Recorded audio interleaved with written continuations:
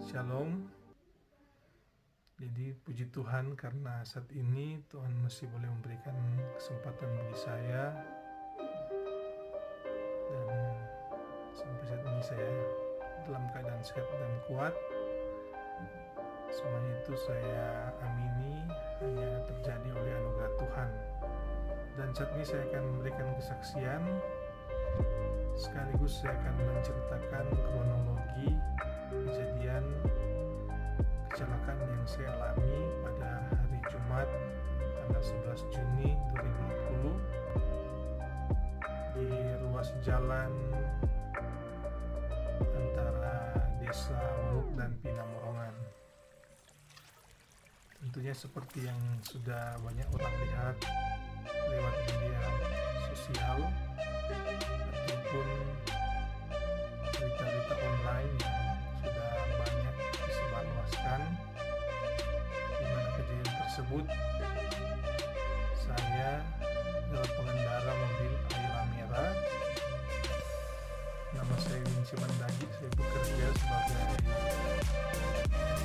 satuan pengamanan di Bank Rakyat Indonesia di Tumpang. Kesaksian saya di mana pada waktu itu, pada hari Jumat pagi, seperti rutinitas biasa saya hendak melakukan perjalanan kerja saya menuju ke kantor, karena pada hari Jumat itu merupakan giliran shift 1, di mana saya akan masuk kerja mulai jam 7 pagi. Sehingga dari rumah saya mulai perjalanan jam 6:20 karena waktu yang akan saya tempuh dari rumah sampai ke kantor itu sekitaran 25 menit. Jadi pada waktu saya melewati ruas jalan tersebut, di dekat tempat kejadian, mobil saya hilang kendali atau oleng, dan saya pun mengalami kecelakaan tunggal. Saya terprosok ke jurang yang kedalaman kira-kira mungkin sekitaran 100 sampai 150 meter. Dan pada saat kejadian saya melihat terjadi beberapa kali benturan, dan karena saya itu masih posisi menyadarkan diri, sehingga saya melihat langsung mobil saya terbentur pada pohon bambu yang besar dan terguling-guling, dan sampai saya jatuh di sungai yang cukup dalam. Dan karena juga pada waktu itu ketika saya melakukan perjalanan, cuaca sedang hujan, sehingga mungkin salah satu penyebab mobil saya oleng karena jalanan licin.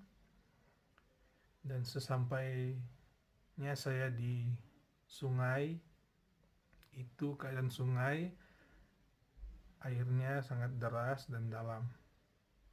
Saya dalam keadaan sadar, dan karena saya melihat air yang masuk ke dalam mobil itu sudah cukup banyak, sudah sampai di lutut saya pun berusaha keluar, membuka semua pintu mobil yang saya coba buka, semua sudah tidak terbuka lagi, karena waktu kecelakaan pintu mobil saya dalam keadaan di lock, sehingga karena benturan sudah tidak bisa terbuka lagi.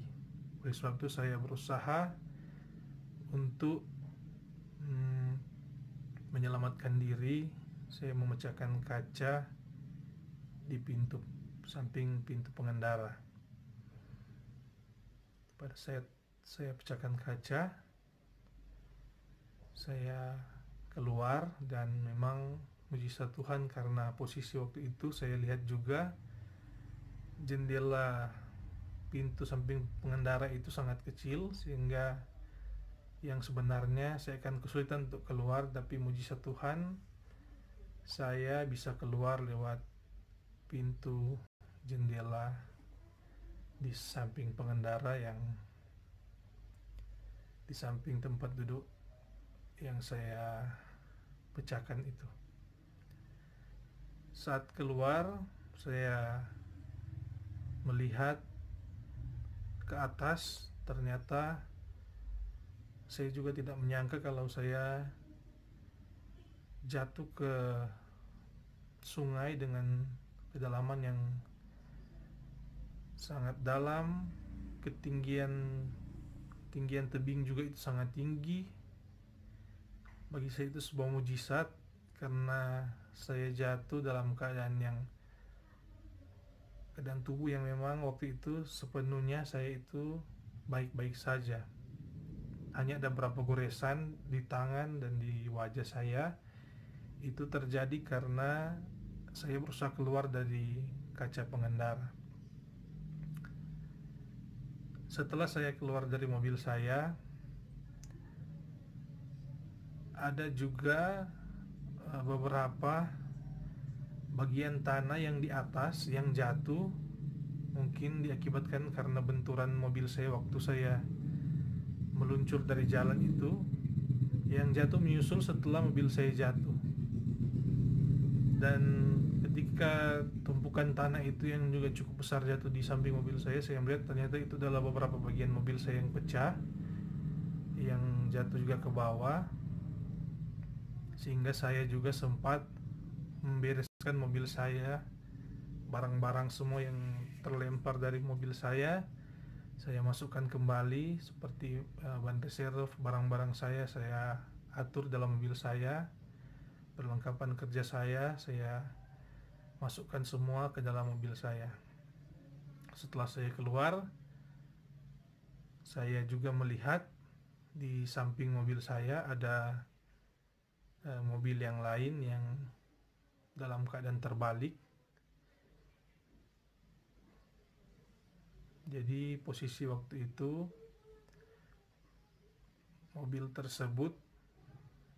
sebagian mobil tersebut terendam di air, dan keempat bolanya sudah di bagian atas, dan di bagian atas itu sudah banyak sampah, banyak ranting-ranting, banyak botol-botol air mineral dan sampah-sampah yang lain yang mungkin saya berpikir karena mobil tersebut mungkin sudah lama di situ, jadi posisinya sudah penuh dengan rumput, sampah, dan lain sebagainya. Memang waktu kejadian tersebut saya berpikir mungkin mobil tersebut sudah lama berada di tempat itu, atau mungkin ada kecelakaan yang sudah lama tapi mobilnya tidak dievakuasi. Tetapi saya juga sempat berpikir, mengingat saya juga beberapa kali melihat di Facebook pengumuman di mana ada seorang perawat, seorang ibu yang sudah lama hilang dan dicari-cari oleh keluarganya. Saya juga sempat terpikir mungkin itu adalah ibu yang sudah lama dicari-cari tersebut.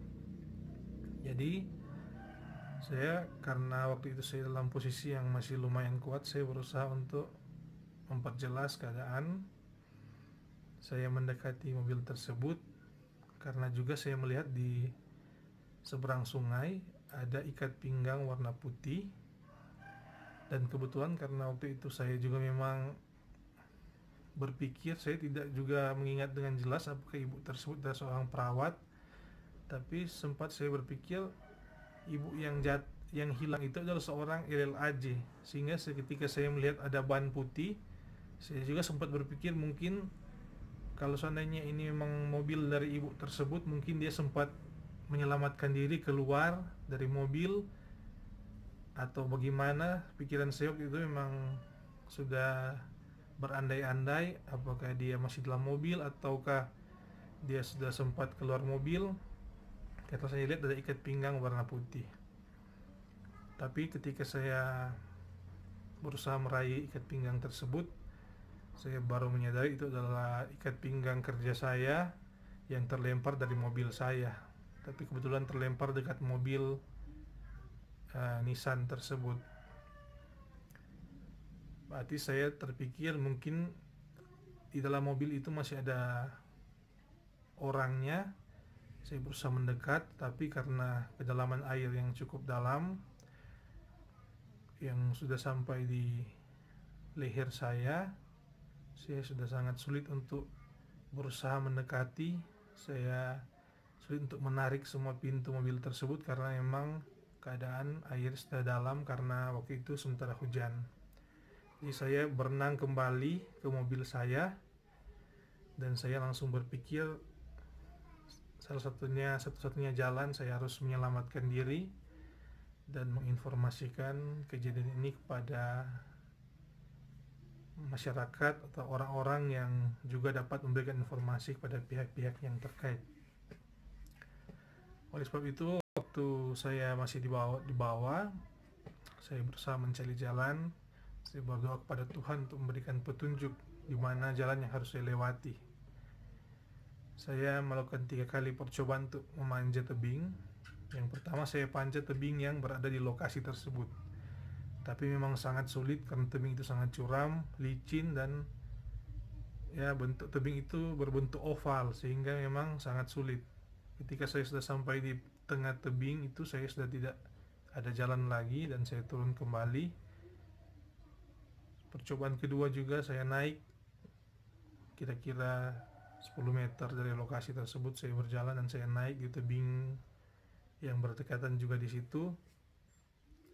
Sudah sampai di pertengahan tebing juga, saya melihat jalannya sudah buntu lagi, sudah tidak bisa dipanjat lagi, dan saya kembali turun ke bawah. Sehingga saya berusaha jalan-jalan terus ke arah, mengikuti arah air, arah arus air sungai. Saya berjalan terus ke bawah dan saya melihat ada peluang untuk melewati sebuah jalan yang tidak terlalu curam, dan di atas itu sudah ada bagian jalan yang bertanah, sehingga saya pikir ya mungkin saya bisa berusaha untuk keluar lewat jalan tersebut. Jadi saya panjat menggunakan segala tenaga saya yang tersisa. Saya panjat. Yang pertama itu setengah dari jurang itu batu-batuan yang licin. Saya panjat di situ. Saya hanya bergelantungan di akar pohon yang besar, dan juga ada hal-hal yang memang tidak dapat terpikirkan oleh manusia. Saya berpegangan di akar-akar juga yang kecil, tapi karena saya tahu waktu itu penyertaan Tuhan berlaku, sehingga saya bisa melewati hal-hal tersebut. Dan ketika saya sudah hampir sampai di jalan, mungkin sekitaran 3 meter dari jalan raya, tidak ada lagi yang saya bisa pegang. Sudah tidak ada lagi tempat untuk mungkin saya bergelantungan, atau tidak ada akar lagi, tidak ada batu lagi untuk saya injak, sehingga saya berupaya untuk mencari pertolongan. Kebetulan lewat sebuah motor yang dikendarai oleh seorang bapak. Saya panggil bapak tersebut, saya minta tolong untuk menarik saya ke atas. Dan puji Tuhan, ternyata teriakan saya didengar oleh bapak tersebut dan dia kembali lagi dan menolong saya. Sehingga saya menyampaikan ucapan terima kasih karena setelah menyelamatkan saya. Dan bapak juga itu menanyakan kejadian. Saya sampaikan bahwa saya kecelakaan mobil, tapi posisi mobil ada di atas. Dan di situ juga ada 2 mobil, mungkin salah satunya adalah mobil yang sudah lama dicari-cari oleh pihak kepolisian. Bapak itu juga ternyata di waktu yang sama sudah ada beberapa orang yang berhenti melihat saya, termasuk seorang bapak juga yang hendak ke Amurang. Bapak tersebut adalah bapak yang biasa melakukan perjalanan dari Kaongkoan ke Amurang. Dia juga memberikan tumpangan kepada saya untuk pergi ke desa Tumpaan. Saya pergi ke rumah kakak saya. Dan juga di situ juga saya melihat ada mobil yang menjual air isi ulang. Mereka juga berhenti melihat keadaan saya, tapi saya sampaikan untuk segera memberitahu pada pihak yang terkait tentang kejadian ini. Dan saya pun diantar oleh bapak itu ke tumpahan. Sesampainya di tumpahan, ternyata juga saya mendengar bahwa keluarga saya sudah mencari-cari saya karena mereka cemas. Saya sudah mungkin sudah jam 9 saya belum tiba di kantor, dan ternyata semua keluarga saya, bahkan pun teman-teman kantor saya, sudah berusaha mencari keberadaan saya. Dan juga saya sampaikan bahwa di tempat kejadian kecelakaan tersebut memang tidak ada signal handphone, dan juga barang-barang yang saya bawa itu banyak yang sudah hilang, termasuk kedua handphone yang saya bawa, sehingga tidak ada alat komunikasi lagi. Dan puji Tuhan, saya dapat selamat dari kecelakaan maut tersebut. Memang ini adalah sesuatu anugerah yang saya alami bersama dengan keluarga saya. Memang bagi saya sendiri yang jadi korban kecelakaan tersebut, saya juga tidak menyangka saya akan selamat tanpa cacat sedikit pun dalam tubuh saya ini. Dan ini adalah anugerah Tuhan yang terbesar yang pernah saya alami seumur hidup saya. Dan saya sangat bersyukur karena Tuhan berikan kesempatan bagi saya untuk mengalami ini. Saya boleh merasakan bagaimana tangan Tuhan menopang saya dan memegang saya. Dan nantinya di video ini akan ada back sound, di mana lagu ini saya nyanyikan pada waktu saya melakukan perjalanan dari rumah sampai di lokasi kecelakaan. Saya biasanya kalau perjalanan pagi-pagi itu, saya biasa menyanyikan lagu rohani. Jadi di jalan itu saya menyanyikan lagu rohani sampai saya kecelakaan. Saya masih posisi juga masih dalam menyanyikan lagu rohani sampai mobilnya sudah di sungai. Lagunya itu masih sempat menyala, tapi saya matikan mesin karena takut ada hal-hal yang tidak diinginkan. Dan di sini juga tentunya saya mengambil hikmah dari kejadian ini. Yang pertama, di mana Tuhan masih memberikan saya kesempatan kedua. Jadi tentunya hal ini menjadi satu peringatan, satu teguran bagi saya dan juga keluarga, istri, orang tua, saudara-saudara saya untuk lebih dekat lagi dengan Tuhan. Dan hikmah yang kedua, mungkin juga Tuhan memperingatkan untuk lebih berhati-hati lagi dalam mengendarai kendaraan.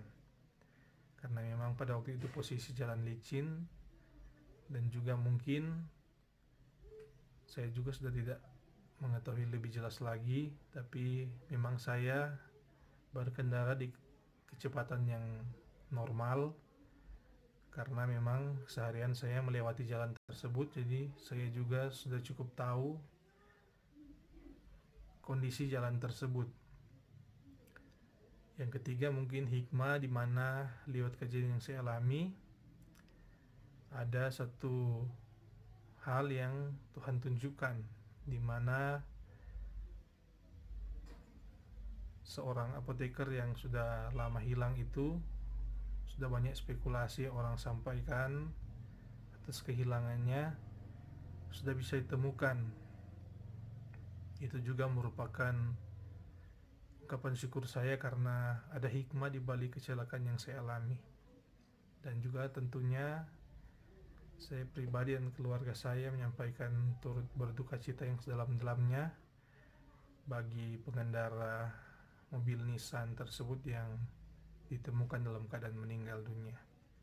Saya juga berdoa dan berharap semua keluarga yang ditinggalkan diberikan kekuatan, kesabaran oleh Tuhan dalam melewati pergumulan ini. Saya berterima kasih kepada Tuhan Yesus yang sudah boleh menyelamatkan saya dalam peristiwa kecelakaan maut ini. Saya berterima kasih karena tangan Tuhan yang kuat selalu memegang saya, menopang saya, ketika saya mengalami kecelakaan. Kemarin saya pergi ke TKP melihat di mana tempat saya kecelakaan. Saya pun sempat hampir pingsan melihat dari atas lokasi kecelakaan saya. Saya merenung bagaimana kasih Tuhan yang sudah boleh menyelamatkan saya dari kecelakaan ini.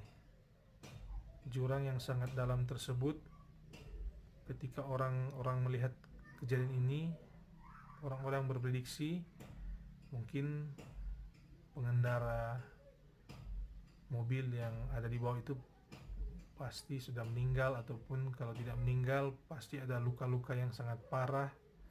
Tetapi puji Tuhan, saya dalam keadaan baik-baik saja. Semua bagian tubuh saya, kemarin saya memeriksa ke klinik. Saya sudah melakukan CT scan dan saya sudah melakukan foto ronsen dan foto di bagian belakang tubuh saya. Semuanya sudah keluar hasil, dan ini hasilnya 3 pemeriksaan saya. Puji Tuhan, semuanya baik-baik saja. Seluruh keadaan tubuh saya normal dan tidak ada bagian tubuh saya yang mengalami luka yang parah. Sampai juga klinik yang meriksa saya juga sempat heran melihat kejadian ini, karena saya dalam keadaan baik-baik saja walaupun mengalami kecelakaan di tempat yang cukup dalam. Saya bersyukur pada Tuhan. Hal ini adalah sebuah kesempatan yang Tuhan berikan kepada saya, kesempatan kedua untuk hidup kembali lebih dekat lagi dengan Tuhan, dapat menunjukkan kasih kepada sesama, dapat menjadi kesaksian bahwa tangan Tuhan yang perkasa itu selalu ada menopang kita. Seperti ayat Alkitab menyampaikan bahwa Tuhan tidak pernah membiarkan kita jatuh dan tergeletak. Jadi kalaupun kita ada pencobaan, ada pergumulan yang Tuhan berikan, tidak akan pernah melebihi kekuatan kita. Dan saya bersyukur saya mengalami hal ini. Ini adalah hal yang paling berharga dalam kehidupan saya. Bagi saya, merasakan hadirat Tuhan, merasakan tangan Tuhan adalah hal yang tidak akan tergantikan oleh apapun. Harta dan kekayaan kita semuanya itu sia-sia, tapi ketika boleh merasakan tangan Tuhan yang memeluk kita, itu adalah hal yang sangat luar biasa. Dan saya sudah merasakan langsung akan mujizat ini, sehingga saya juga berterima kasih kepada Tuhan yang sudah memang benar-benar menolong saya di balik semua prediksi-prediksi manusia atas kejadian kecelakaan ini. Tapi saya selalu mengamini ini adalah anugerah Tuhan. Semua telah Tuhan rencanakan yang terbaik. Saya juga bersyukur kepada saudara-saudara yang sudah menolong saya di tempat kejadian. Saya tidak kenal mereka satu persatu, tapi saya berdoa Tuhan kiranya memberkati kehidupan dari bapak-bapak, ibu-ibu yang sudah menolong saya. Saya bersyukur kepada keluarga saya yang memang waktu itu sempat cemas dengan kejadian ini. Bagi kakak saya, orang tua saya, adik-adik saya yang sudah menopang dalam doa, terima kasih, Tuhan berkati. Dan saya mengucap terima kasih juga khusus buat istri dan anak-anak saya. Saya yakin ini adalah bagian dari doa mereka sehingga saya boleh selamat dari kecelakaan maut ini. Dan mereka lah yang menjadi motivasi saya juga untuk dapat menyelamatkan diri saya, berusaha keluar dari jurang maut tersebut. Terima kasih. God bless you always. Dan juga bagi teman-teman kantor saya yang selalu mendoakan saya, pimpinan saya, yang juga sudah menunjukkan rasa simpati dan empati terhadap saya. Terima kasih. Saya yakin juga ketika doa dipanjatkan dengan ketulusan hati, maka juga Tuhan akan mendengarkan dan memberkati. Dan Saat ini saya juga masih dalam masa pemulihan. Terima kasih juga kepada pelayan-pelayan di jemaat saya yang menopang saya dalam doa, orang-orang yang sudah datang mendoakan saya di rumah. Terima kasih kepada semua yang terlibat mengambil bagian dalam kejadian kecelakaan tersebut, yang sudah membantu saya. Terima kasih. Tidak ada yang dapat saya balas, saya hanya balas dengan doa. Kiranya Tuhan berkati kehidupan kita semua. Terima kasih. Demikian kesaksian saya di siang hari ini. Tuhan kiranya memberkati kita sekalian. Shalom.